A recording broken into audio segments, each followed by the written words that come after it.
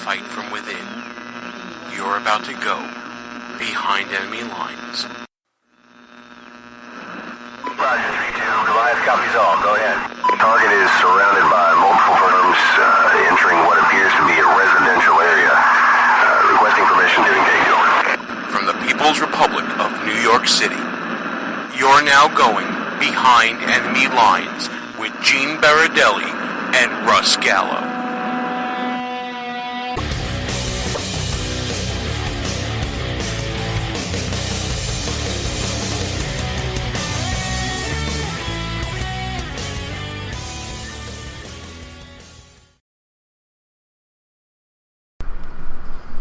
And you're now behind enemy lines.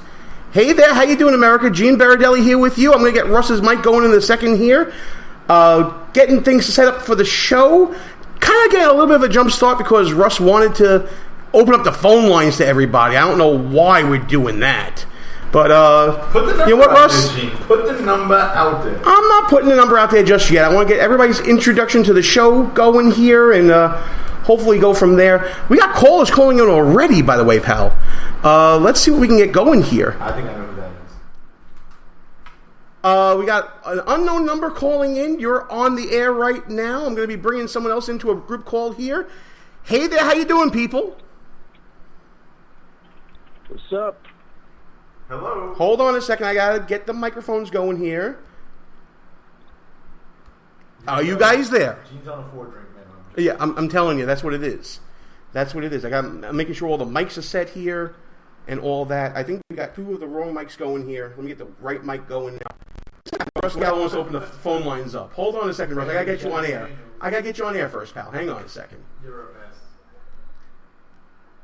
And Russ, you are now on air too. Say hi to people. Hey, we're on the air now. I know. Somebody cut Gene off. Cut Cut him off. I'm trying to Throw him in the bedroom, this guy. It's just not working out with the phone lines first. For the people who called in already, hang on to the line. I'm going to try to get you on right now.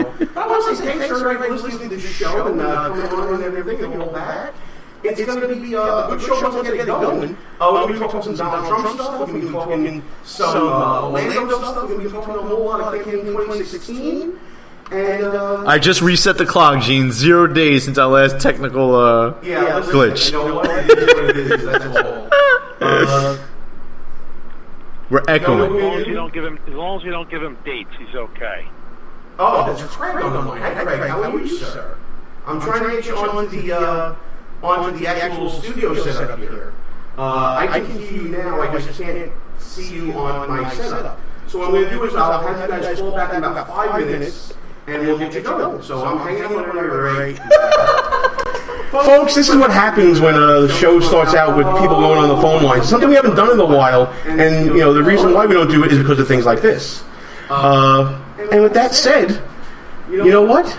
Let's do the breaks right now. Let me see if I can figure out what's going on here, and we'll go from there. Thanks a lot for helping out here, Russ. Appreciate your time, pal. Be right back, folks. If you're a long-time listener of the show, or maybe this is your first time listening, you can probably tell that me and the gang here, we like to have our share of fun, whether it's on or off the air. We talk about 2-drink minimum radio and no medication Wednesdays or whatever day it may be. That's why when we found the people at Less Government, More Fun, we knew it was a match made in heaven with this show. Folks, we live in a time where government is out of hand. Our founding fathers did not intend government to be all-consuming in all parts of our lives. That's why we are telling you to go to lessgovmorefun.com, check out the website, check out the swag. What the people want is less government, more fun. Pass it on, make it happen. Who might you save? Your mother, your father, your husband, uncle, aunt, son. Learn FAST, F-A-S-T, the sudden signs of a stroke, and you could save. Your friend, teacher, boss. F, face drooping. A, arm weakness. S, speech difficulty. T, time to call 911. F-A-S-T. That's F, face drooping. A, arm weakness. S, speech difficulty. T, time to call 911. The sooner they get to the hospital, the sooner they'll get treatment. And that can make a remarkable difference in the recovery of your neighbor, the waiter, grandmother, grandfather. So learn FAST, the sudden signs of a stroke, then pass it on, because you never know who might save you. your wife, your colleague. Spot a teammate. stroke fast. Visit strokeassociation.org, brought to you by the American Stroke Association and the Ad Council. Behind Enemy Lines Radio is all about being right. No, seriously, it is. If you ever listen to Russ Gallo or me go back and forth on some issue, we always want to make sure that we remember who said what and when we said it. That's why we go to goonrecord.com. It's a brand new social media website. Challenge people on what they believe, whether it's in politics, sports, entertainment, finance, whatever. There's a category for you at goonrecord.com. Check it out right now. Tell us, what do you stand for? It's time for you to go on record. Behind Enemy Lines. Back on the air. Gene Baradelli, back behind enemy lines. And, you know what, let's open the phone lines up, see if we can get things going here. 718-395-2351. That's 718-395-BEL1. Give us a listen and let us know how we're doing. Obviously, we're doing pretty poorly tonight, Russ. But whatever we're going to... Listen, things like this happen during the live radio shows, and...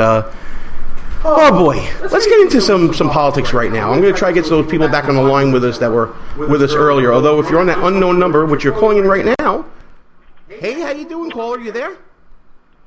Hello. Hello. Yes. It's Craig Eaton. How are you? Hey, Craig, how you doing, pal? I hear you loud and clear on my end. Just trying to get the thing set up. So let me ask you this. I want to ask you about, because for those who don't know, Craig Eaton, I think we can call him our patron. He's our rabbi. He's our guy who got us into politics here, especially into big time politics. And he is one of the few people we know that knows Donald Trump, and he knows what the man is thinking, and he knows, you know, the operation and things like that. Craig, what do you think about this news of the shakeup with Donald Trump's campaign? Well, I was kind of surprised by it as well. I mean, this guy has been shepherding his campaign from day one, and now all of a sudden, when you're in crunch time, so close to the election, they get rid of him. But I guess, you know, from what I read and what I hear, he wasn't that close to a lot of the people in the Trump family, and a lot of people weren't happy with the decisions he was making. So I don't know. I mean, you know, I talk to people all the time, and they say that, you know, basically once Donald Trump was, you know, once he won, basically, and had enough of the delegates, that they expected him to change a little bit. And I don't think that he's changed. And, you know, it's going to be a long road between here and November. Now, one of the things that came out in the news during one of the interviews on CNN with Corey Lewandowski was they asked him on CNN about a comment made by Michael Caputo, who we know in New York circles as being one of Carl Palladino's, a billionaire from Buffalo, one of his right-hand guys in politics. And it seemed like there was friction there as well. Do you think that there was a New York influence, maybe from Carl Palladino's camp, in trying to sack Lewandowski? You know, I'm not sure. I'm not sure of the connection between Michael Caputo and Donald Trump. I know that Michael Caputo has been with Donald Trump for many, many years. So I didn't know the connection between Michael Caputo and Donald Trump. I met Michael Caputo many, many times over the last few years when Donald Trump was looking or potentially looking to run for governor. And we met with Michael Caputo and Donald Trump at Trump Tower on at least 4 or 5 occasions with a lot of the chairmen from the city as well as chairmen from around the state to try and, you know, clear the field in order for Donald Trump to run for governor. But I know that he's been, you know, Donald Trump's right-hand man for years at this point. So I don't know where he came from originally. Well, it definitely seems like he's taking fire more from Republicans lately than Democrats, especially with the poor fundraising numbers that came out, Craig. You know from being the chairman of a county party how important it is to raise money, especially it's the lifeblood of candidates. What do you think about what these fundraising numbers will mean for the future? Do you think he's going to have a tough time, or is he just going to reach into his own pocket and can just pull money out from wherever? Well, I think as we get closer to the convention, you're going to see, Republicans, the high donor Republicans are either going to come on board or they're going to distance themselves.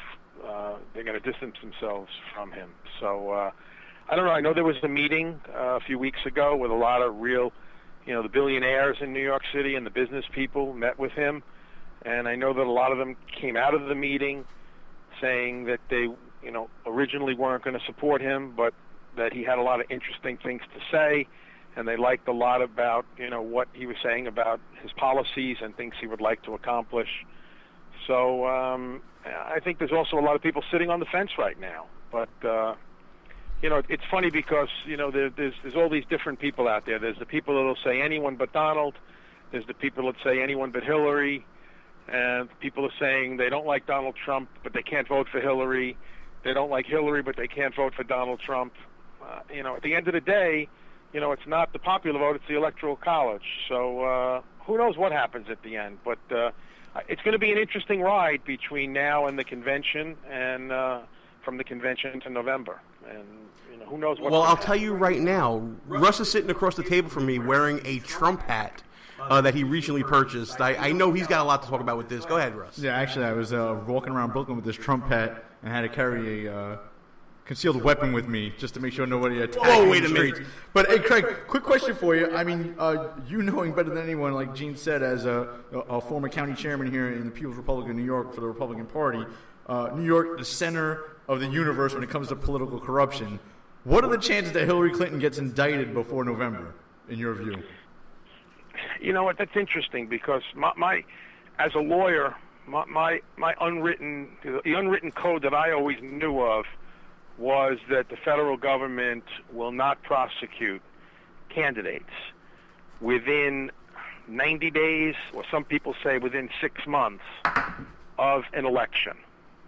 Now, if it's 90 days, we're getting very close. 6 months, if that's the rule of thumb, then nothing's going to happen. But you know what? Right now we have a mayor that's allegedly under investigation. We have a governor that's allegedly under investigation. We got state senators who are allegedly under investigation. And you got the former Secretary of State and former First Lady, which is allegedly under investigation.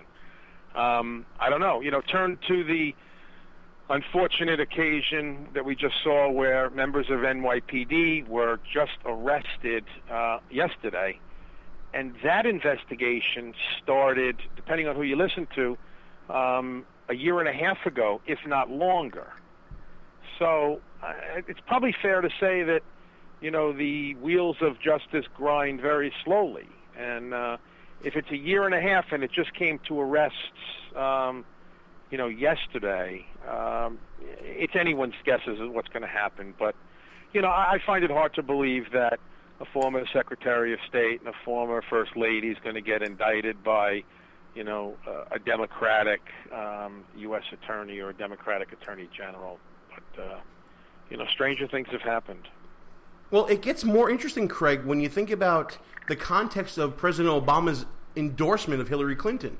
Having met with Bernie Sanders and then meeting with Loretta Lynch after the endorsement is made, do you think, and there's no way for anyone to really know, but I'm asking for speculation here, is it possible that the president has given orders to his attorney general to look the other way when it comes to the next president that he wants to have in office after him to cement his legacy? Well, I think if you ask that question, you mean Joseph Biden? Well, it could be.